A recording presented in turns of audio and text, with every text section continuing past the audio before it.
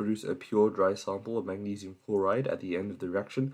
The student suggests a method, and so the method that the student suggests is filter the remaining solid out of the reaction mixture in the beaker, wash out the solids with distilled water, and allow the water to evaporate to leave the pure solid. And the student's method does not produce a pure dry sample of magnesium chloride, MgCl2. Explain why the student's method does not work. So why is the method shit?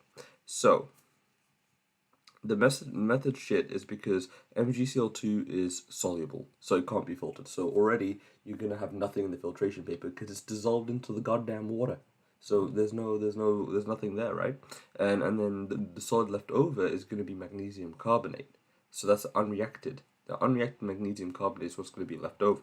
So it won't give you a dry sample of MgCl2, but it will in fact give you a sample of MgCO3, which is something that you're not looking for. And so method does not work because MgCl2 is soluble, which means it can dissolve in water. Okay, so just two ways that the method cannot be changed to produce a pure dry sample of magnesium chloride. Okay, so the two ways that you could do it is that you could keep the salt solution and evaporate off that water, evaporate off the salt solution, and crystallize it. So crystallization and keep the filtrate.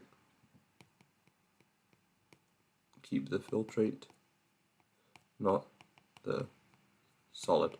So you'd filter off that magnesium carbonate, throw that out, keep the filtrate, which is the liquid in the beaker, because remember the filtration one looks like this, where you'd have my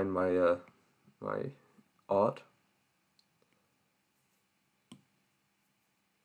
And so then you're gonna have your funnel there, and then once you have your funnel there, you're gonna have your paper there, and so you're gonna have your solid here, your magnesium carbonate here, but then you're gonna have your liquid here, which is your filtrate. So that is your filtrate. Okay.